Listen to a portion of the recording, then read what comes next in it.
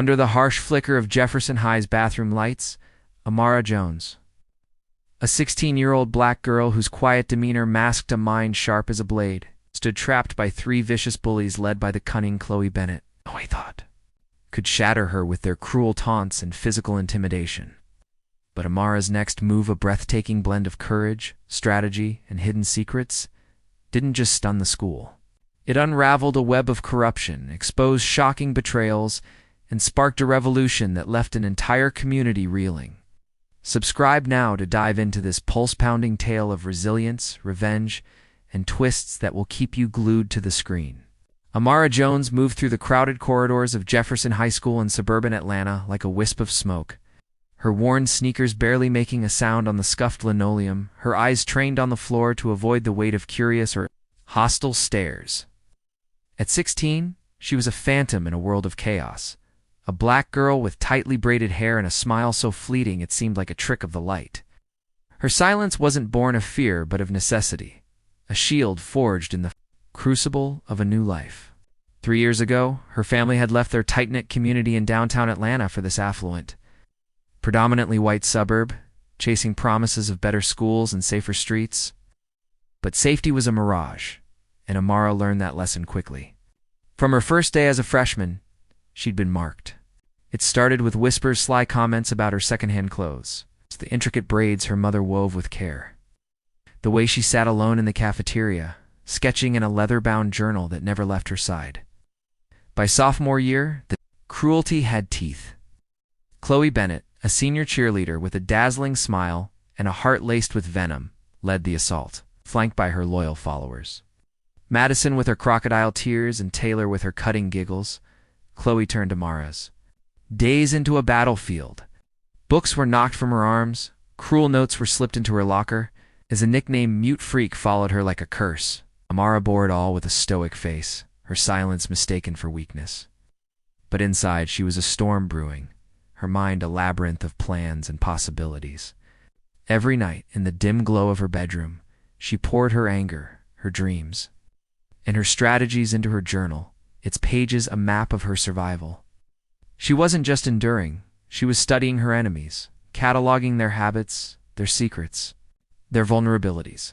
Amara had a gift for patterns. Sharpened by hours teaching herself coding on an old laptop her cousin had salvaged from a thrift shop.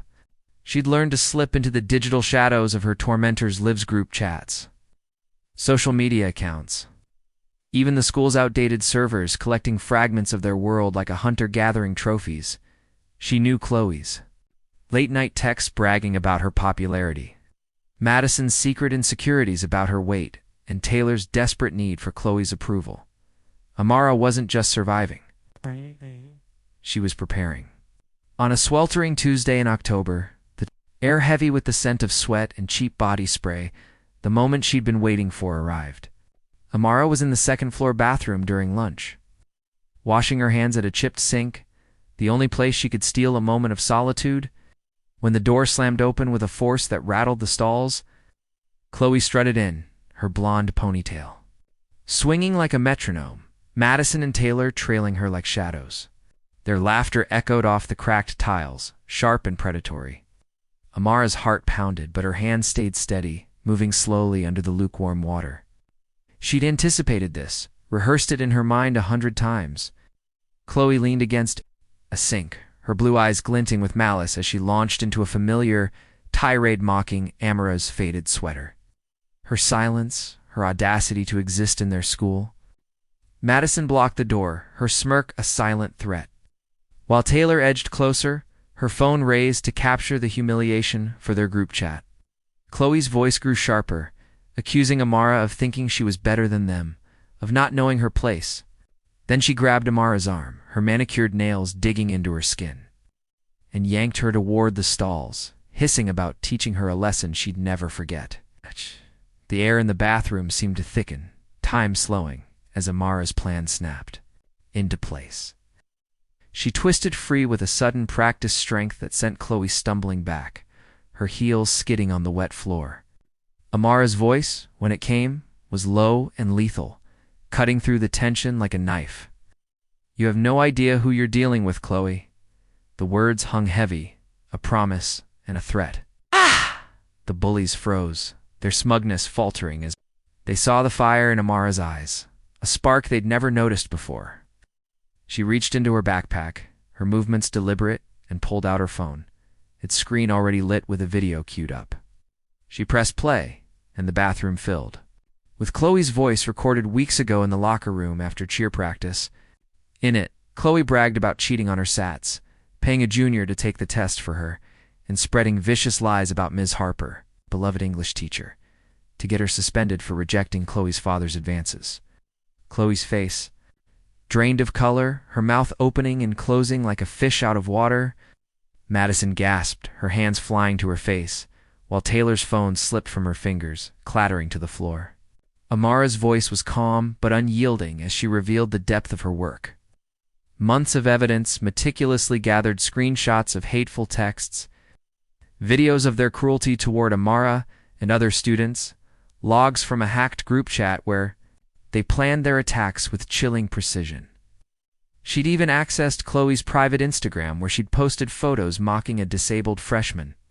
Amara had sent it all anonymized but irrefutable to the principal, the school board, and a local reporter named Lena Carter who'd been digging into bullying scandals for months. Lee's eyes widened in panic, and she lunged for the phone. Her composure shattered, but Amara was ready. She sidestepped with a grace honed in secret self-defense classes at a community center, funded by her weekend job shelving books at a local bookstore. Chloe's momentum carried her into a stall door, and she cursed, clutching her elbow. Before she could recover, the bathroom door burst open, and two teachers, Ms. Rivera and Mr. Paddle, stormed in, their faces grim. Amara had texted an anonymous tip to the faculty group chat 10 minutes earlier, using a burner app she'd coded herself. The teachers ordered Chloe, Madison, and Taylor to the principal's office, their protests drowned out by Ms. Rivera's sharp commands. By the time the final bell rang, Jefferson High was a hive of whispers. Chloe and her clique were suspended pending a full investigation, their social empire crumbling in real time. Lena Carter's article hit the internet that night, a blistering expose titled, "The Silent Avenger: How One Stew." Stent exposed a bullying ring at Jefferson High.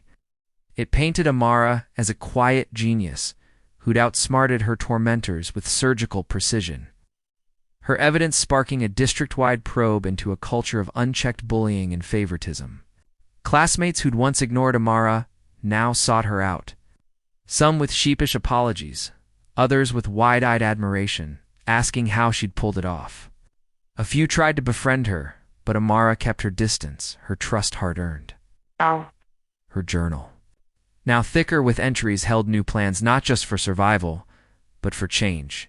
She launched a student group called Safe Space, a platform for victims to share their stories anonymously, and coded an app that let students report bullying directly to a trusted faculty member, bypassing the school's corrupt chain of command. The app spread like wildfire, with dozens of reports flooding in within days, exposing a web of cruelty that reached far beyond Chloe's clique.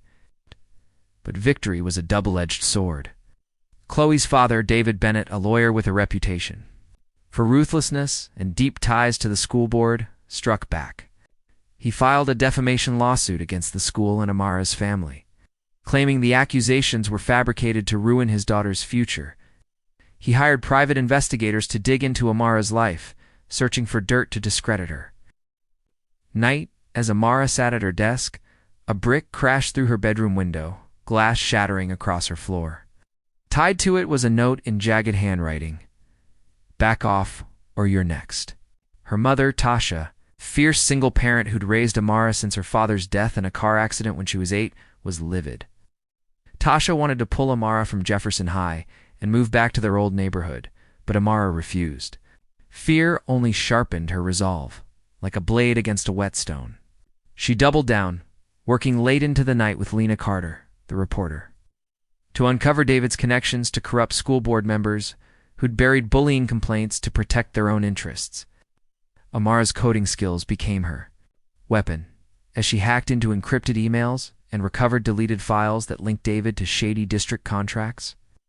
The first major twist came when Amara stumbled onto a hidden folder on Chloe's phone, seized during the investigation. It contained voice memos, Chloe's voice, trembling and tearful. Confessing that her father had forced her to target Amara, David had learned Tasha was pushing for reforms that threatened his control over lucrative school construction deals. And he'd used Chloe as a pawn to intimidate Amara's family into silence.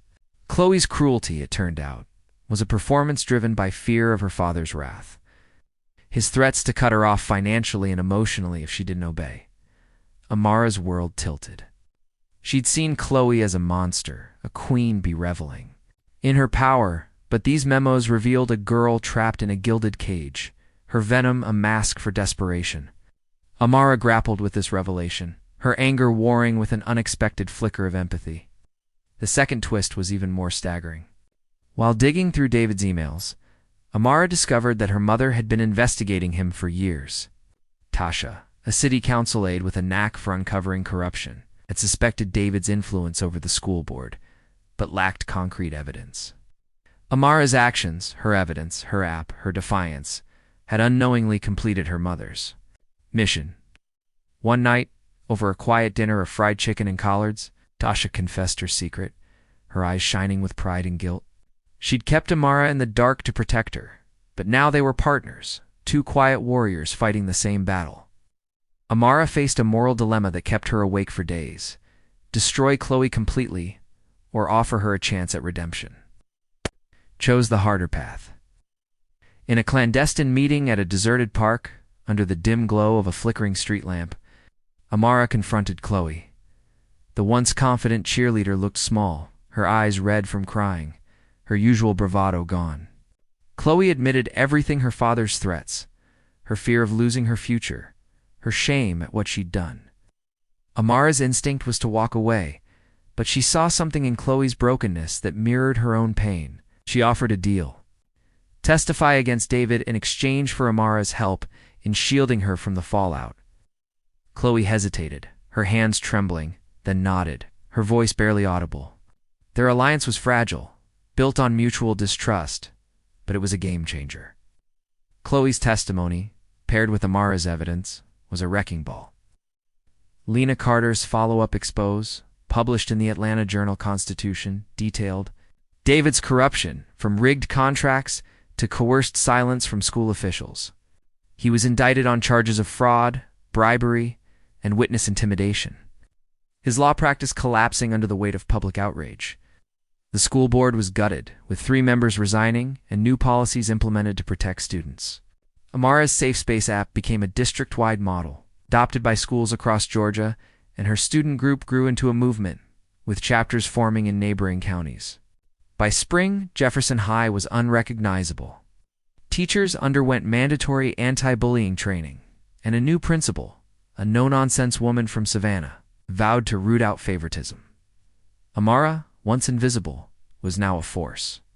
She spoke at a district-wide assembly, her voice steady as she shared her story, not as a victim, but as a catalyst for change. The auditorium erupted in applause, students and parents on their feet, but Amara didn't bask in it. Her eyes stayed sharp, scanning the crowd for the next threat. She knew the world was still full of Chloes and Davids, and she was ready. Chloe, now living with her aunt in Decatur and attending therapy, sent Amara a letter, a single line in shaky handwriting: "Thank you for seeing me." Amara didn't respond, but she kept the letter tucked in her journal, a reminder that even the broken could be remade. Her journal, now a tome of strategies and reflections, held new plans not just for justice, but for a future where silence was a choice, not a necessity. As the school year ended, Amara walked the halls with her head high, her backpack heavy, with books and purpose. She wasn't just a survivor. She was an architect of change, her quiet strength a beacon for others. She learned that power wasn't in noise, but in strategy, in patience, in the courage to strike when the moment was right. And she was only getting started. Hey viewers, we're dying to know. Drop a comment and tell us which part of the country you're watching this video from.